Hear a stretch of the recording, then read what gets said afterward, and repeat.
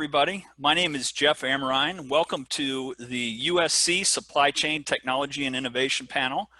I'm from Startup Junkie. We're a leading entrepreneurial support organization. I also run Cadron Capital Partners. What we're going to do to get things started is I'll turn it over to each of the outstanding panelists we have. They'll give you about a minute introduction, and then we'll get into some very specific questions that hopefully will be of interest to the audience as it relates to supply chain technology and innovation. So to kick us off, Andre, how about introducing yourself? Oh, thanks very much, Jeff. Well, my name's Andre Simha. I'm the Chief Digital and Information Officer of MSC, Mediterranean Shipping Company, one of the largest container carriers today. Yeah, my focus is on helping steer the business towards the digital future of the shipping and logistics sector. A lot of focus on innovation, of course, digitalization, looking at industry standards and trying to understand how technology can really help us to move forward together with the industry partners. I've been very active for many years, even though I'm in Switzerland. In the US, I was on the board of Intra, the e-business portal, for about 14 to 15 years. Today, I'm also the chairman of the Digital Container Shipping Association, where we're trying to create standards and, again, trying to bring the industry together for a better future. Andre, that's great. Thank you very much. Brian, how about you? Yeah, my name is Brian Reed. I'm a VP at GEODIS in our supply chain optimization team.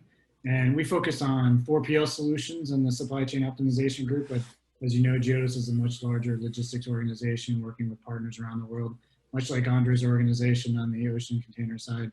And I focus on different aspects of our business, but working with our customers to find new solutions and how to outsource different parts of their supply chain and how we can bring innovation and technology to support them. Fantastic. Thank you. Sascha. Yeah, good afternoon, everyone. Sascha Peyer, co-founder and CRO for Clockwork Logistics Systems. So my background is really, I spent half of my career roughly with 3PLs, two global 3PLs. Eventually decided to venture into that beautiful technology and startup world. Of course, learning a few new tricks. So what we do essentially is we deploy an extension solution to digitize the pre and post carriage in the global supply chain.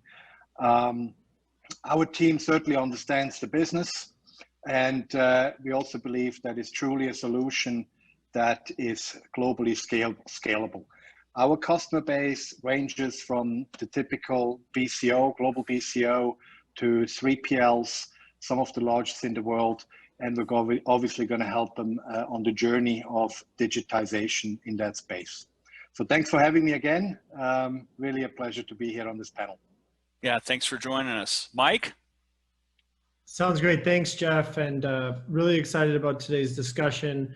At Plug and Play, we're named one of the largest accelerators in the world, also one of the most active early stage investors or venture capital firms and startups. We make over 200 investments a year into different startup companies.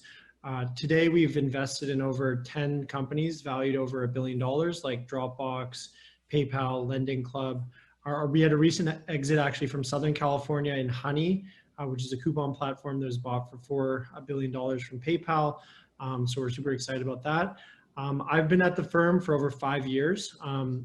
I started the supply chain group where we now have offices in Silicon Valley primarily, but also we have an office in Bentonville, Arkansas, where we partner with Walmart, Tyson Foods, J.B. Hunt, and Georgia Pacific.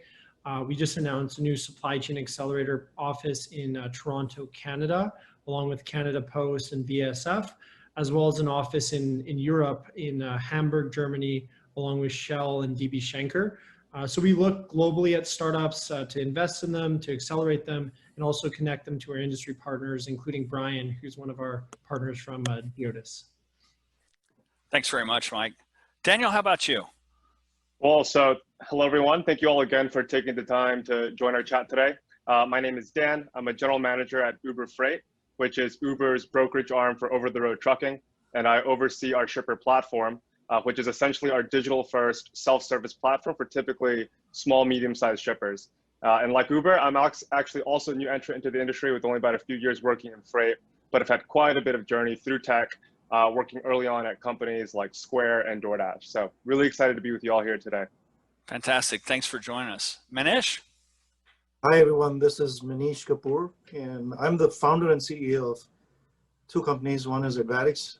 The other one is Expedel, both with a common mission to help young e-commerce companies scale up fast. ADVANTIX is a consulting company for supply chain and operations. We provide technology as well to young e-commerce companies. And Expedel is a high-tech 3PL, again, focused on companies that don't want to own their own operations. It's like I come from experience at Amazon and FedEx. I was the first person hired when Amazon started building their own home delivery. I helped launch that worldwide, India, China, UK, and the US. Launched Amazon Fresh for Amazon, as well as Sunday delivery. Prior to that, at FedEx, launched a number of same-day delivery services. And so glad to be here. Awesome panel. Looking forward to the discussion today here. And Manish, while we've got you, we're going to go ahead and start with the first round of questions. And this one I'm going to pose to everyone. But as you look out upon what's going on within supply chain, what would you think would be the two most disruptive technologies that are impacting supply chains today, and why? Great question. So I tend to think about what are those technologies going to impact or change? Where's the change needed? That naturally lends to which technologies will be effective. So one thing is pretty clear, that e-commerce was ramping up fast. Guess what? After COVID-19, it's like supersonic speed right now. So home delivery, e-commerce is going to continue to ramp up. And the impact of that is twofold. One, if you look at the traditional supply chain, the optimization of the traditional supply chain has to get better. That's one step, one of the two segments. That leads to technologies, related to, we have Daniel from Uber here.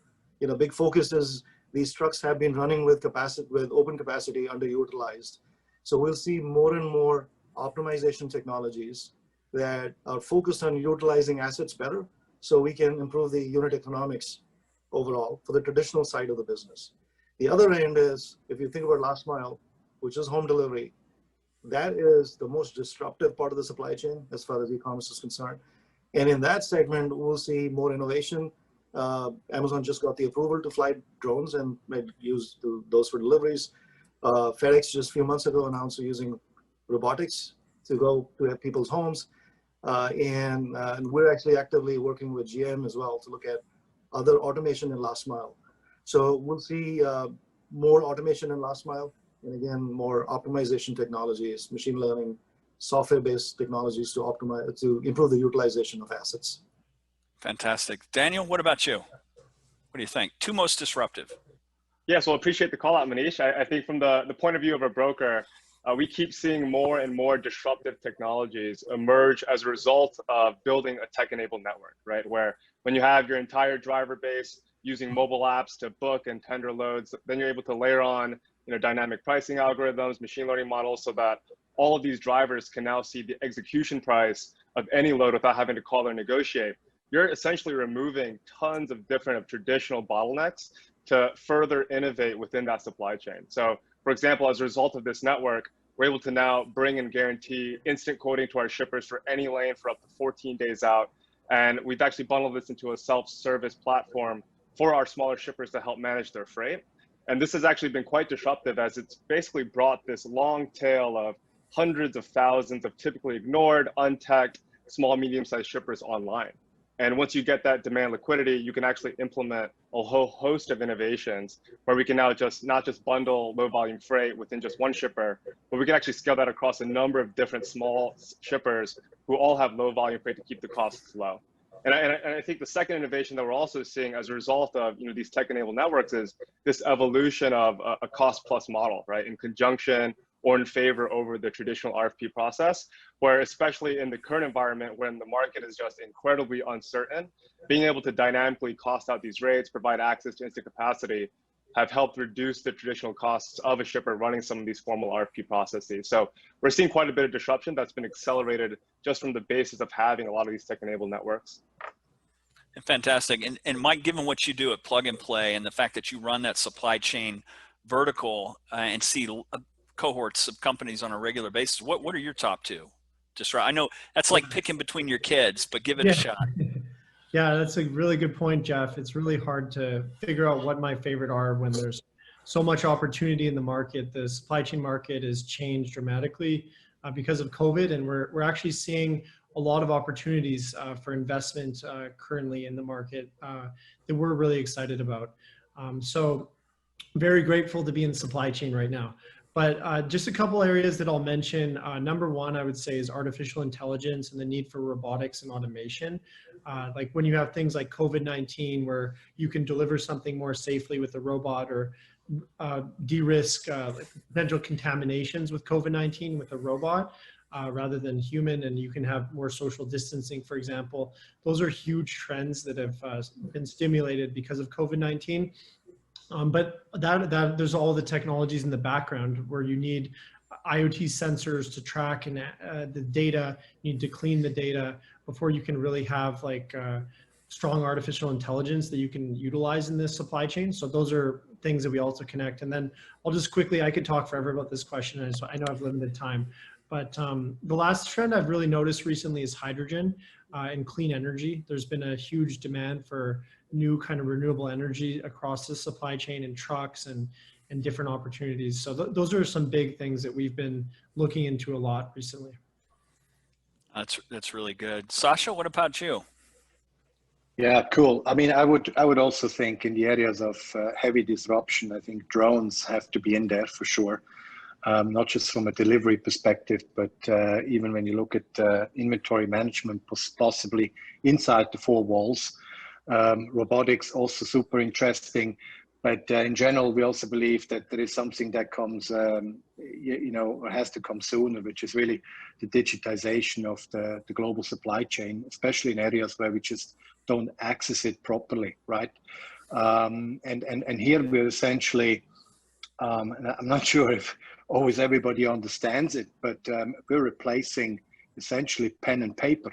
I mean, it's incredible how manual this industry still is in every aspect of the business. So I think when you come to the point where you can wrap technology around current processes, while at the same time really putting people also first, because I think we're going to be a while from the fact when people will disappear from the supply chain because people touch it every day in all corners of the world.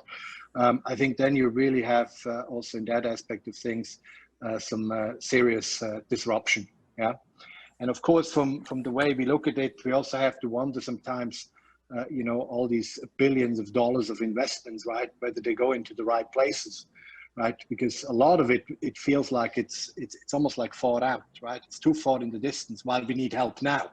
Global supply chains need help now. So how can we ultimately do that? How can we make that better, create more visibility, and also what we heard, just automate, optimize, AI will come in and all that good stuff, and further down the road, other technologies which, have gone a little bit on the back burner, but are still certainly out there. So that's a bit how we're looking at this thing. Yeah. Fantastic. Yeah, we're actually getting some audience questions in the chat, which we'll get to here. I want to be responsive to that group, but I want to give everybody a chance to weigh in on this one. Andre, what about you? What are your top two disruptive technologies? The good thing is, first of all, I agree with everyone. And I think that, all these new tech, AI, ML, robotics, and things like that are definitely something which are up and coming. But on the other hand, I think Sascha was pointing out that we're in an industry that's, very much paper-based. So I think we need to tackle the problems, one by one. And so I think working on the digitalization of the documentation processes is definitely something we need to do. If I look at the, if I look at the shipping side of things, if I look at the maritime, which is what we're involved in, it's not just about how the information flows within the organization, but how you manage to make it flow throughout the entire supply chain ecosystem. And we're seeing, companies building new digital platforms. And, having gone through Intra, where we tried to bring e-commerce or e-business to the industry, it took us, probably 10 years to start doing very simple things. So, I mean, one of my key topics is definitely IoT. I think that if we look at the, if we look at ships, containers, trucks, rail, The fact that we could, gather information about these assets would give us really a very big potential to improve the visibility, transparency, and essentially the predictability, even without the AI and ML. So I think this is something very important. But of course, to do that, is what I always say is you need standards. So we're working on standards in the maritime side of things. And I think that's going to help us bring better IoT solutions than, of course, using technologies such as blockchain. Nobody said it yet, so we're happy to be the first. I think that's also going to be something which, although it's not new, but new for some, will be very useful once we sort out all our documents and we digitize all that paper.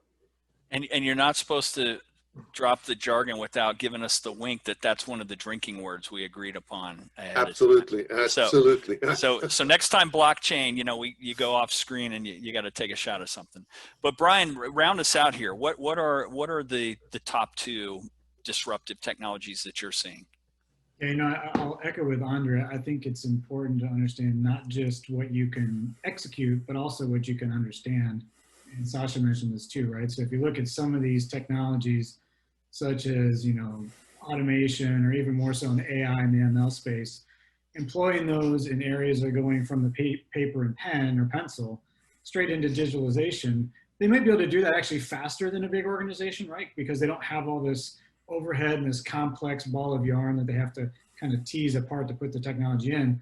But now that they've got the technology in, do they really understand it? And so I think AI and ML have the capability to be a big disruptor, but in those kind of older or newer entrants, I should say, it's going to take a little bit longer. I know that's an area for us, it's a very key spot along with IoT and automation. But I think taking those three together and applying them in a kind of a basic environment is going to be different versus a more complex environment where a lot of us are doing our day-to-day efforts. And I think actually one of the biggest disruptors for supply chain is going to be beyond the supply chain. So if you think about IoT that Andre was talking about, the impacts that can have on insurance can be huge, because now I know exactly where my goods are. I know exactly where they've been. I know if they've been tilted, if they've been shaken, whatever that is. And that can have a follow-on effect on another big component within the business enterprise. Very good. And so we got a couple of questions, which I'm going to integrate here because I think they're relevant, from one of the audience members here. And the question is, so we're seeing all this push towards automation. We're seeing more people working from home. We're obviously seeing the impact that's having on delivery because in-store shopping has been changed. The question is this just an effect of the pandemic, or is this something we're going to see continue? Is this a larger trend that was catalyzed by the pandemic, or is this something that will go back to business as usual after, in terms of a higher degree of automation? Whoever wants to take that, raise your hand and you got the first shot at it. I can start. So I believe some of the habits that we are rapidly changing towards are going to be permanent, and the others will go away. To give you an example, many people were not used to shopping online or even having food delivered at home. It's actually pretty cool when you start doing it. And it's hard to go back to the old habits because it's so much easier now to do that. So I think the push in the ramp up in home delivery and e-commerce is here to stay. And I think part of the question that that we saw from the audience was also talking about social distancing within the four walls and so on. That portion, I believe, because we're still social animals, that the moment we get the freedom to get out of that mode, human beings, we will go back to shaking hands, hugging each other, getting closer together. We just have to be cautious right now. So I think, yeah, those are the two aspects that I see, that the social aspect will come back, but the buying habits of buying online and home delivery are here to stay. Sounds good. And I think, Andre, you had something you wanted to add to that. I saw you raise your hand. You just missed the bell by a hair there. I did.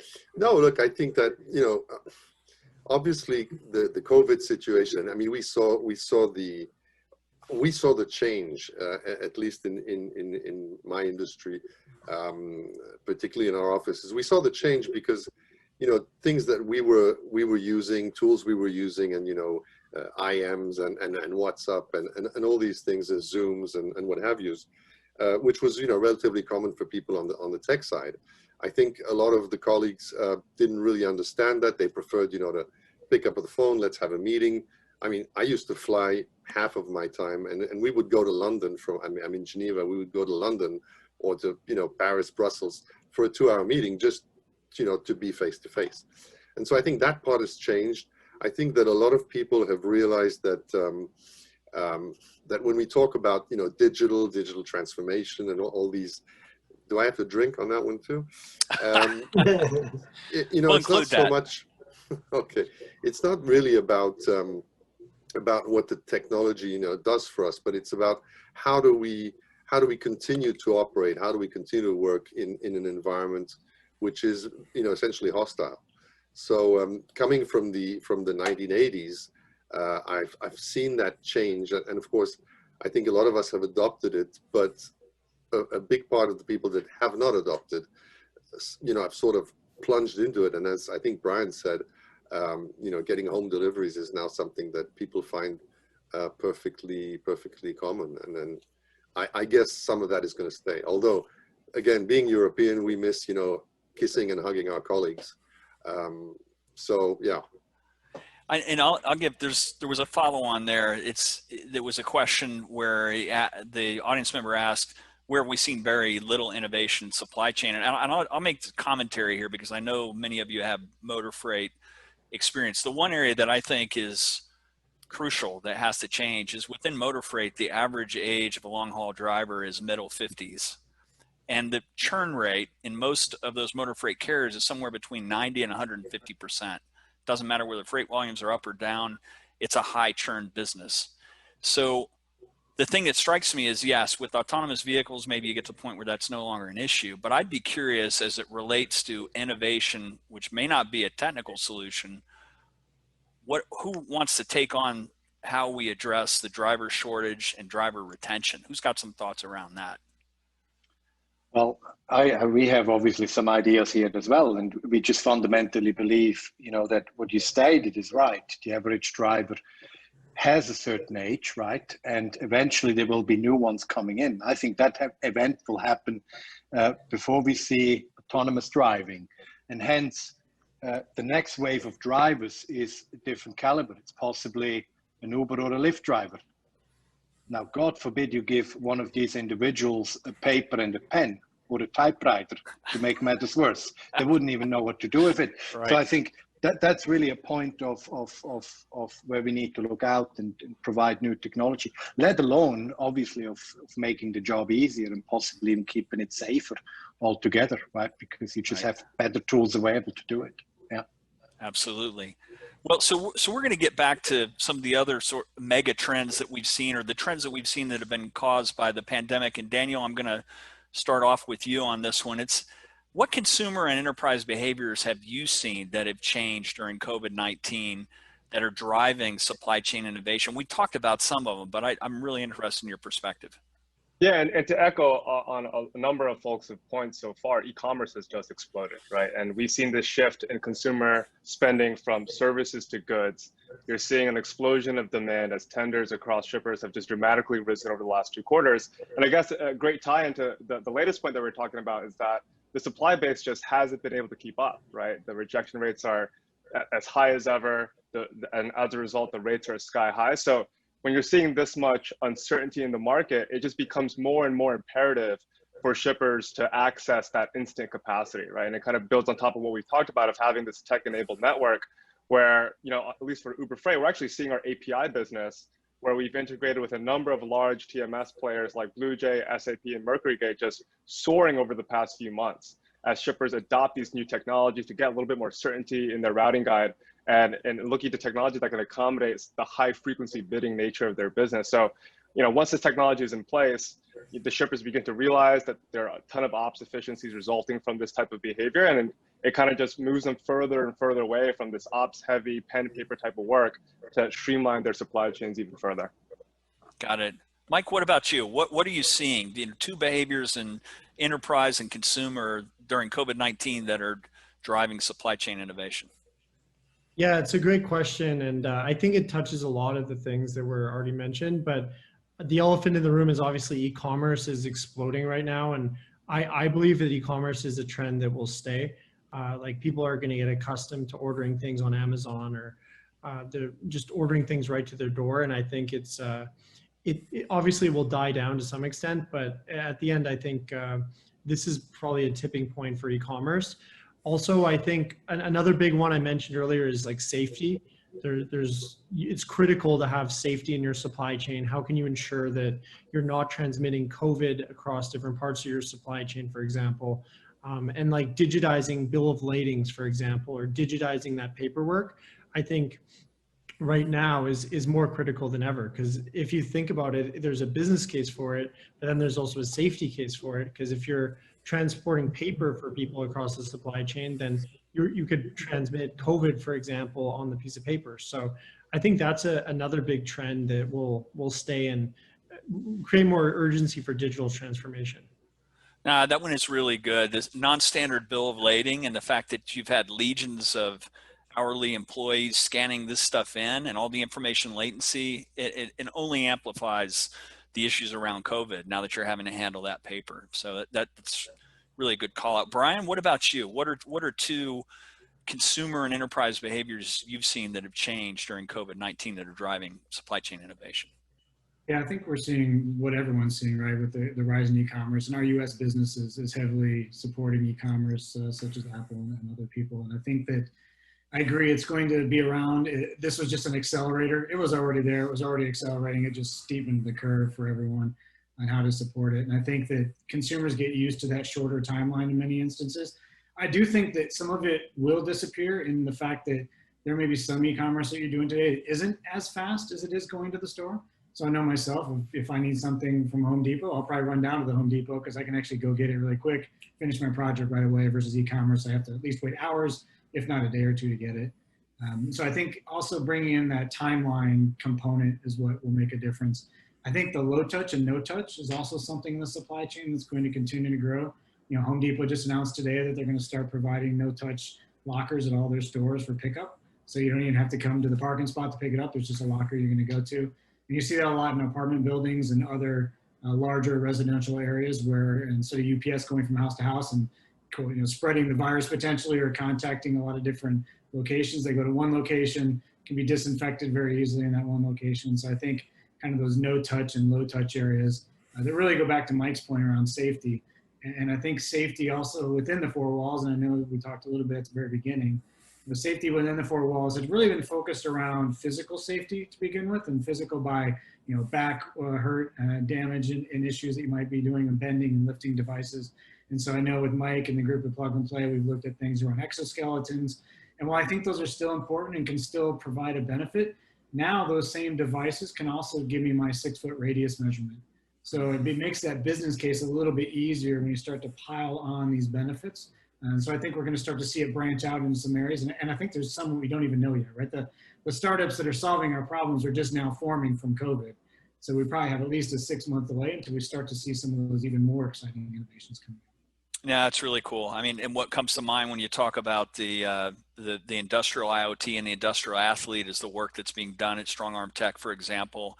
Some of the stuff that they've done can also be used to make sure that people are maintaining safe distance and not just working safely together. That's really good. So I'm going to ask all of you this next question, and it's near and dear to my heart and all of you, because a lot of you have been both large enterprise and startups. But one of the things that we often get concerned about is startups are all desirous to work with Fortune 500s, Fortune 1000s, dancing with the elephants, so to speak.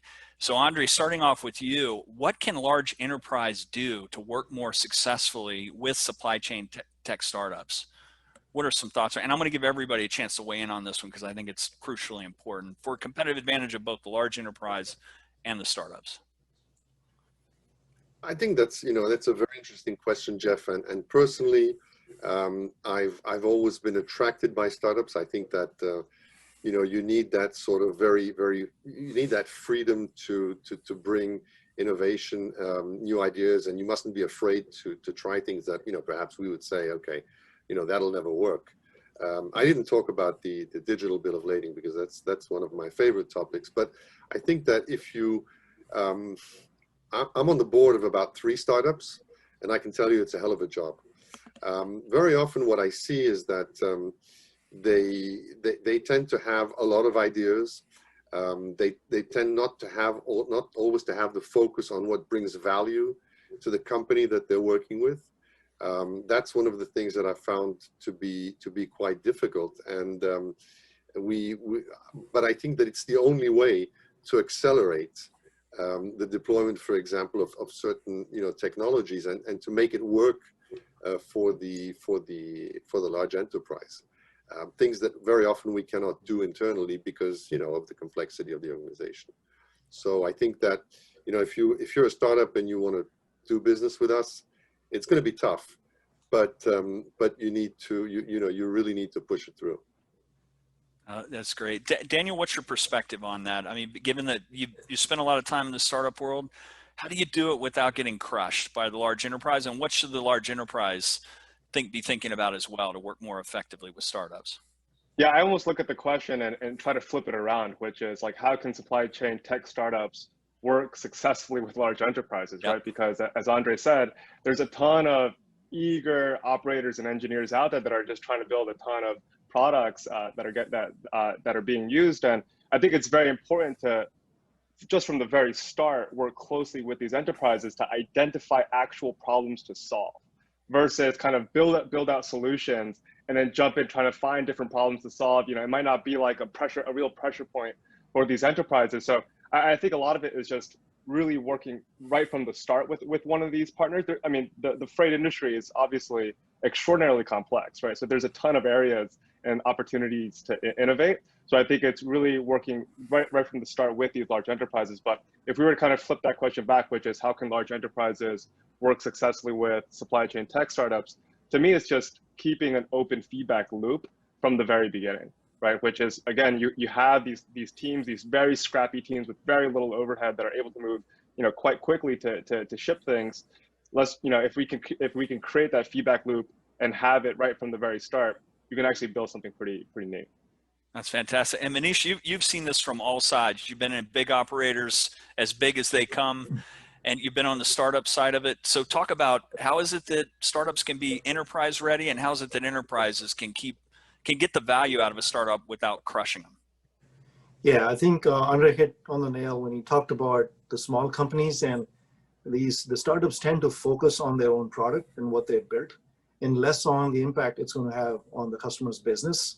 So I think shifting gears to, hey, what's the value that the startup is offering in whatever they've come up with, and ultimately it's the financial impact that most large companies are looking for, which seems to be an afterthought. It's pretty natural. Human beings, come up with a great idea, we run with it without taking a pause and thinking, hey, what's the impact and how will it financially help? So that's on the startup side. I think that's the biggest nugget. On the big company side, what I've seen is the culture comes in the way, right? Where you may see a great startup, great solution, but change doesn't come easy because you're so set in your ways. Just the approval processes and the red tape that comes in the way, holds the big companies to move fast. Even large companies like Walmart, I believe that could have been much further ahead in terms of home delivery. Now they're catching up, when Amazon really took everybody to task. Well, I mean, there's no reason for it. The product was already so close to the consumer, but they could have pulled in some startups to help launch that. So it's really hard for large companies to think outside their cultural box and be open to take the risk. I think the trick there is to be able to create a separate channel, separate entity if needed, to open up and pull in those startups to bring the two worlds together. Perfect. Sascha, what about you? What do you think? How can the large and small, the innovative startups work well with large enterprise? Yeah, I think what we on the onset should understand is a little bit the makeup of the startup, right? Because we talked about change management, we talked about different cultures, and I would also add in here different languages or language in general, right? And there are incredible startups out there, right? But when it comes down to the nitty gritty, right? The solution design, where do we generate value? What's the ROI? Maybe there's a lack of understanding of the business, yeah? And in that sense, I've certainly been privileged to be in that boat really understand suffering, if you will, from a 3PL or a BCO from that matter. So we have a different way of framing it or understand the problem and how we can solve it for sure. I think that's an area where I would, you know, have maybe an enterprise understand the startup a little bit better beyond just the technology itself, right? Because, you know, the other thing is, you know, 3PLs are also an interesting breed, right? First thing, we always want to talk about cost because, you know, we don't understand necessarily the value generators, or we have a hard time to get to them. And if we don't get to them, it becomes too big of a burden, right? And then we naturally disengage. So I would say that. And then lastly, if you do engage, I mean, I think we just have to be mindful, right? What can a startup do, not just for an enterprise organization, but for technology deployment in general, right? There's so much in it, right? So if we're being dropped along the lines, or the enterprise loses effort, right? And this is sometimes often what we find, that we don't have enough energy to pull through just with a POC, for example, right? Or we just deal with too much of, well, we always done it that way, it always worked. Well, congratulations to you, right? So I think those are the things that needs to be looked at to make that relationship successful. But other than that, we feel pretty good about, you know, the development we had so far. But those are certainly things that, to me, at least, stick out when I think about some of the areas where we didn't come to terms, if you will, right? Timing, you also mentioned. I mean, Sure. You know, I could give you examples, huh? Contract negotiations, months in the making, huh? But anyways, we'll leave it at that. Right. That's for another day. Not to cast any aspersions on the lawyers, but the lawyers and the accountants tend to be the deal killers, right? Lots of good innovation dies in the legal department waiting for a contract. Yeah. No doubt about it. I'm glad you said it. Thank you. Brian, weigh in here. You know, and I'm going to add a little bit more context, my own experience. I've been on all sides of this as well. And the thing that always struck me about it is the fact that the startup is impatient. They want to get things done. They want to work with the big company. They don't fully understand the process. They also have fears that the large company will put the brain sucker on them and just take them through a proof of concept and then say, see you later, and do it themselves. Not that happens a lot, but it does happen. So what's your context on it? How can it be this sort of symbiotic relationship between large enterprise and innovative startups? Yeah, I think you said it perfectly, and it was actually one of the two ideas that I would have brought forward, is that you have to find the right collaboration partner, especially as an early stage startup, not just any customer, right? Because you're thinking, I got to find customers, I just got to get whoever I can, right? I just need a customer, I need multiple customers. But sometimes you can have bad customers. As you said, some were there just to drain your brain, some were there with good intentions. Like Sascha and you mentioned, maybe we'll get hung up in legal or finance or some other area. And not actually be successful themselves or ultimately for you. So I think looking for that collaborator, you know, someone that's going to collaborate with you, someone that's going to tell you when you're wrong, someone's going to tell you, you know, ask you the questions like Andre was saying, is who is your customer? You got to know, you know, a lot of these startups that I work with, especially with Mike and the group at Plug and Play, I ask them who their customer is and they don't know. They think it's everyone. And that's not your customer. Anyone with money, right? Yeah, you'll be struggling for years. And you might get lucky, but yeah. Great technology. Yeah. But I think the other is also, you know, once you've kind of found these targets, is knowing how to enter the target. And we get these questions a lot, and I've talked to a lot of analysts about this. You got to know where to go into the organization. Yeah, you can go in the IT group. They're the ones that are going to understand the technology easiest. And you can go in, but they're not necessarily going to understand the business needs, right? They may or may not be as deep in the business needs. Or you can go on the business side. Of course, they're going to know the business needs. They're your ultimate end customer, but they may not really understand your technology. And so I think you need people like what you see on this call, this presentation, and also people that I work with Mike's team at Plug and Play. You need kind of that person in the middle. I always call it the referee or the translator, right? Sometimes they're refereeing between IT and business, and sometimes they're literally translating what sounds like English from one side to the other, so they both really understand, and becomes that glue in the middle. And I think if a company has those, and most larger companies do, those are the people you really need to target. And again, that might even steer you to the type of customer or the type of company that you target. ones that have those types of resources and those types of organizations versus ones that don't. And Mike, this is actually a purpose-built question for you, because you guys are in the game of making the connections between startup and large enterprise and getting those startups where they're enterprise ready and can actually be successful. So what are your thoughts? I mean, you guys have seen a lot over the past 5 years. Yeah, and we do this every day. So this is a really long topic for discussion. And Brian, agree, we try and be the referee, the one sitting in the middle between completely different worlds. Like a startup has a completely different mindset, a completely different game, as a huge corporation with tons of resources. So we talk to both sides and try and make them be able to do business together. And ultimately, our goals for the corporations to be able to pilot or just do quick pilots to test with the startup, keep an open mind. I think as a corporation, this is of critical importance. Like there's a million examples. Like we have Uber Freight on this webinar, but Uber is an example of disrupting the industry. If you don't pay attention to the startups as a corporation, like you could be in trouble. So it's definitely critically important. As a startup, I really like Daniel's comment as well about as you have to be flexible to the needs of the customer as well. Like, yes, you're right, Brian, like you shouldn't say I'm targeting everyone, but you should also keep an open mind. Like you should have a use case. And then let's say a customer comes to you and says, this is the new use case. I mean, that's the benefit of a startup is they can completely pivot their business model and they can really scale to whatever that corporate partner might need. And yeah, I agree. You need to be careful about the partners you choose. Like you can't just say yes, yes, yes to the corporations, or we've seen a million times where a corporation is completely taking advantage of a startup. It's very difficult. And then my last bit of advice, I'll just kind of echo, I'm just echoing what everyone's saying because there's a lot of good points here, is that you need to have like these parts of your organization like procurement, legal, HR, bought into working with startups.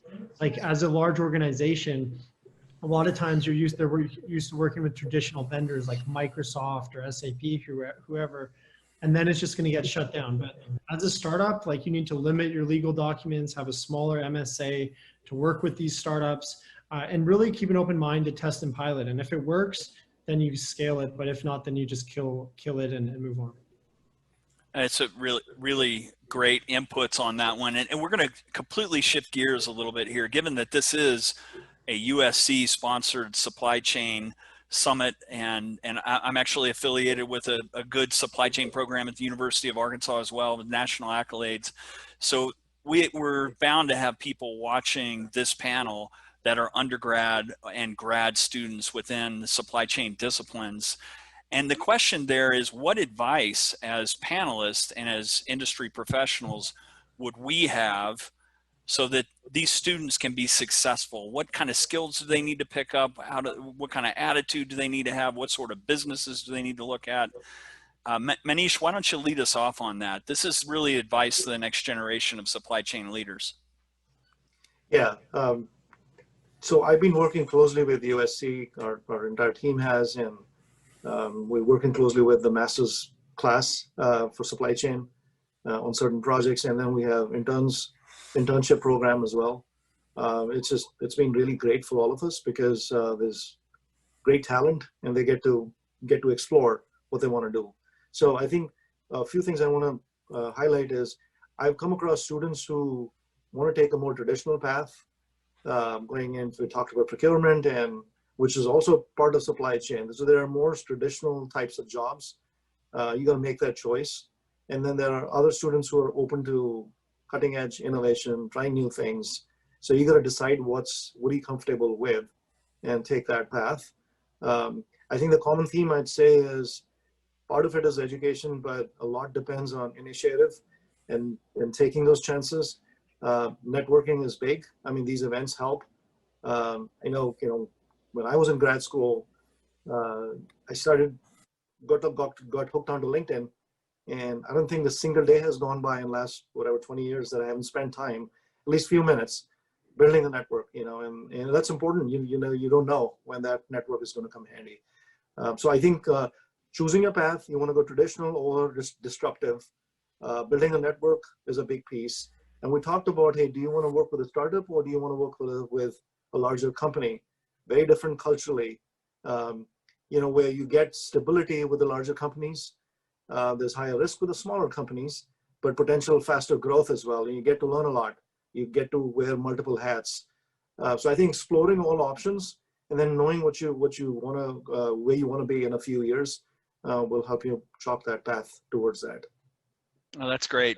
Daniel, thoughts about that as you look at emerging undergrad and grad students, or those that are thinking about designating something in the supply chain arena as their major course of study? What advice would you have? Yeah, I think when it comes to like succeeding at tech startups like Uber Freight, a lot of it is really just having a ton of curiosity about the space, right? And not coming with what you think you know about the industry. Obviously, it's so large, it's so complex.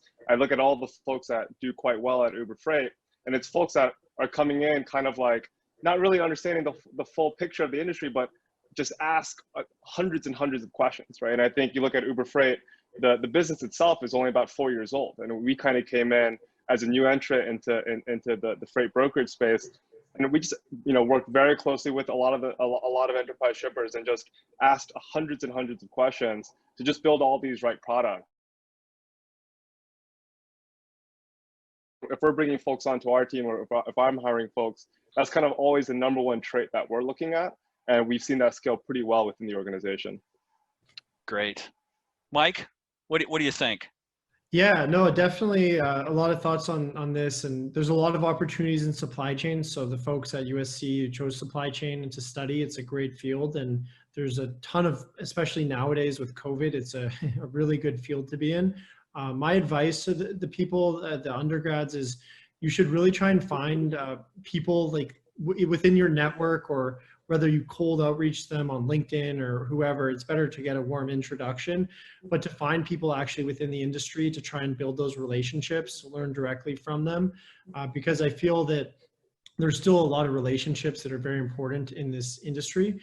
So getting those kind of relationships will help you as you move into this field, but obviously follow the areas of supply chain that you're excited about, that you're passionate about. Like if you're interested in finance, investing in startups or innovation, Plug and Play is a great choice. If you're interested in actually doing the supply chain work, like some of the big supply chain players like MSC or GEODIS are really interesting. Or if you're super innovative and you're a risk taker, you should join a startup. But I would say that my biggest advice would be to reach out to people, try and get warm introductions. If you can't get those, get cold introductions or even introductions from USC. And then I would say even offer yourself as an intern for free in the beginning, and say, it depends on which state you're in. You can get in trouble, I think, in California for saying that. But in certain places, you should, offer yourself as an intern and prove your value, because it's hard to take a risk for someone to hire a undergrad a lot of the time. But if you prove your value and you're a hard worker, you can grow a lot in a lot of these companies and get started. Yeah, internships and gaining that practical knowledge in great companies, large and small, it's really sage advice. Sascha, what about you? What advice would you have for these emerging students that are thinking about supply chain? Yeah, I mean, first of all, if you're serious about supply chain, you're in it. You're now hearing from somebody who chose that profession or a profession in it when he was 15 years old. Back then in Switzerland, right? Now, obviously, it just gave away my age, but I think that's okay. But the point really is, I'm equally excited about it as I was when I started, to be honest with you, because there's just so much in it, right? And I think everybody who just spoke, I mean, is essentially spot on, right? From curiosity, from learning, from seeing different things. What I would say, though, as a recommendation, and we do this also with some interns as well, which works really great for us as well. But when you consider a startup, I think, you have to get off the money thought. Yeah, you're not going to get rich out of the gate. You just have to be clear on that. But what you will do is you're going to get on a different growth and learning acceleration than and sorry when I speak against enterprises, but I think that's just reality. You can learn so much more, so quicker from a smaller team than joining a big team, right? And if you think about it long term, and I know in early 20s you don't like to do that, but if you think about your career is going to last for 40 years, you can easily invest 2 or 3 years, make less money, but accelerate the growth and the learning curve, right? And join a startup and be in it from a different perspective. So, but first and foremost, I think it's a super great field to be in, no matter where you land. If a startup, which I obviously promote, I think you got to get off the horse with the money thinking. That's how it happened. Yeah, the bumper sticker there is long hours and low wages for a long time, but you're compressing time in that you're learning so much more if you happen to be in a startup, for sure. Exactly. Andre, I want to get you and Brian in on this one as well. Andre, what do you think? What advice would you have to these emerging students?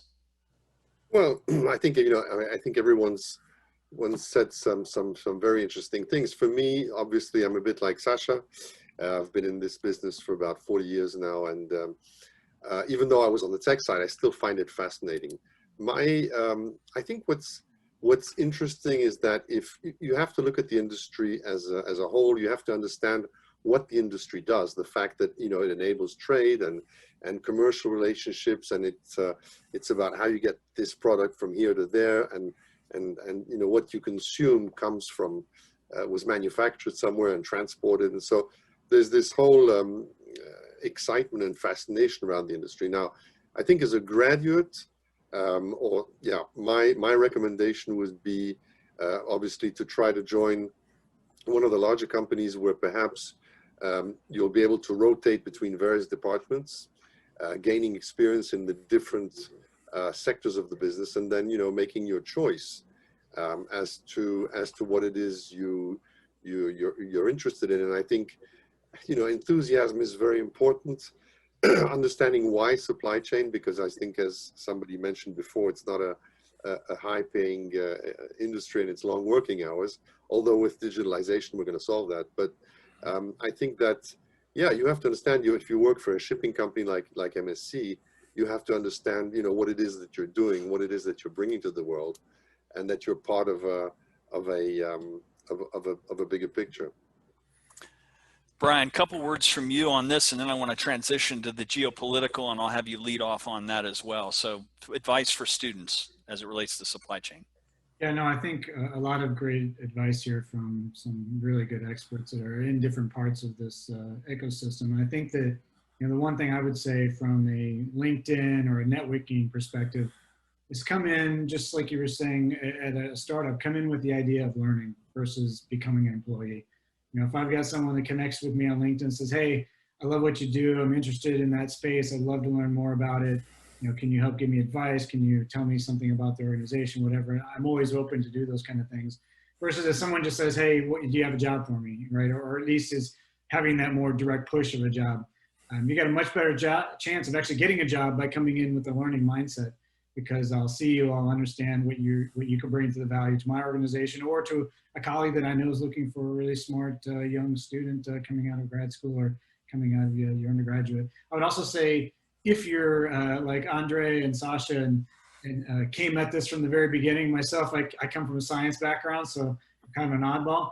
But if you do come at it from the very beginning, get into programs like USC or Harvey Mudd or MIT or these organizations that have these pilot programs internally where they get to do projects with enterprises. I've done a few of those myself with students across the United States, and those are mutually beneficial, and there's no better way to build your education in supply chain or your network than working as a young undergrad or grad student with these organizations. So I think those are just some of the ways that you can kind of step in stone or even leapfrog your way into an organization. Brian, I want to stay with you on this, and we'll treat this as a bit of a lightning round because we're down to about our last 5 minutes. And this is unfair because this question we could have spoken for an entire hour on. But given that the geopolitical issues that we see between particularly the US and China as it relates to tariffs and supply chain issues during the COVID-19 and whatnot, what do you see as both opportunities and risk as it relates to supply chain innovation as you look at that somewhat adversarial relationship between the US and China now? Yeah, well, I'm going to say two words that were probably on our drinking list and I missed them, but resilience and flexibility. So I think that it's not just China. It could be China, the US, it could be China, the Europe, Brexit, right? There's all of these things. There's even, NAFTA and others that are continually changing, and some seem to pop up out of nowhere.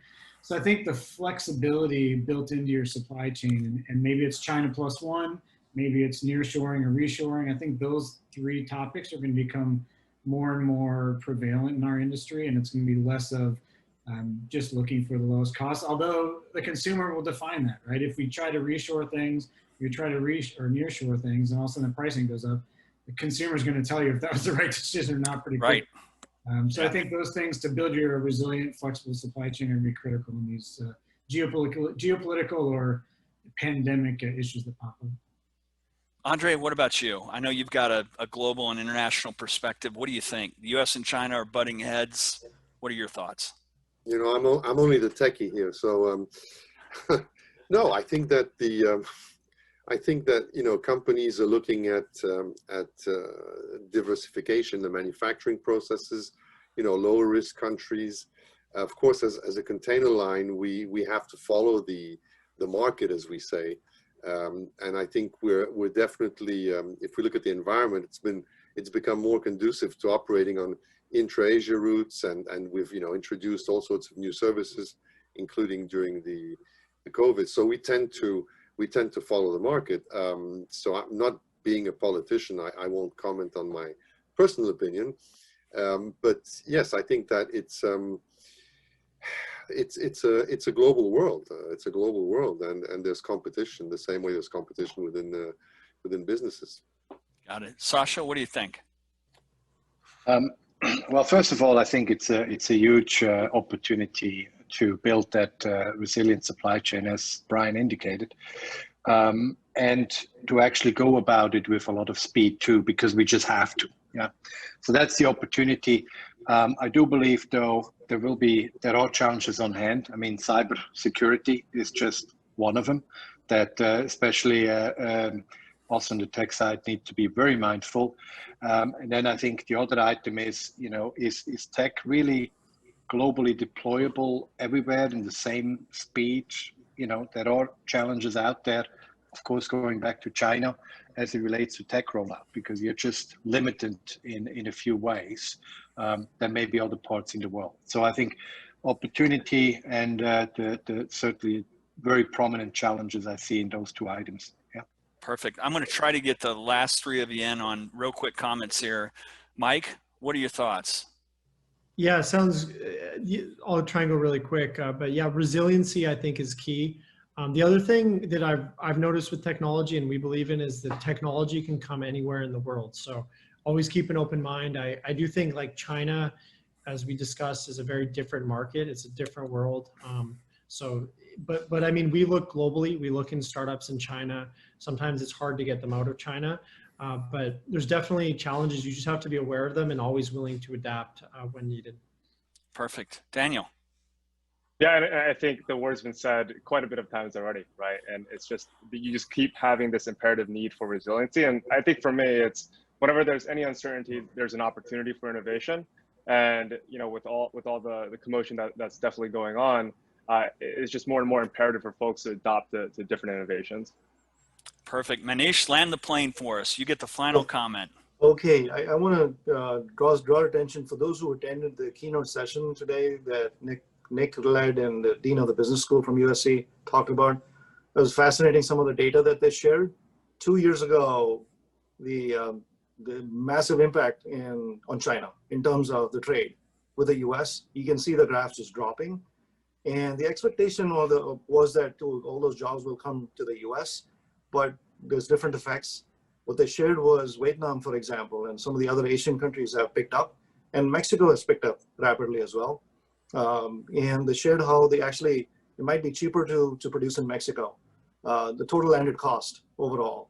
So I'm predicting, and I'm hearing from them as well, it's going to be a massive shift of the supply chain out of China into other places. Some of that coming back domestic manufacturing wise. So it's going to be an exciting next few years to keep up with all that. You all have been a fantastic panel. We're actually out of time. I wanted to let everybody know that's watching that there's a plenary panel in the main auditorium after this session. Listen, thanks everybody for attending. You panelists were very engaging. I hope you enjoyed the conversation. I hope the audience enjoyed it. This is a great program, and everybody look forward to the 9th summit next year. I think you'll a lot of good learning, a lot of good education, a lot of good contacts. Thank you all for attending. Thanks for hosting. Thank you. Thanks. Thank you, Jeff. Thanks for Thanks. hosting.